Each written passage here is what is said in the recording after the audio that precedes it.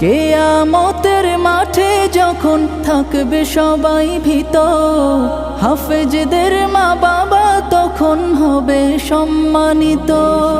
কিয়ামতের মাঠে যখন থাকবে সবাই ভীত, হাফেজদের মা বাবা তখন হবে সম্মানিত। তাদের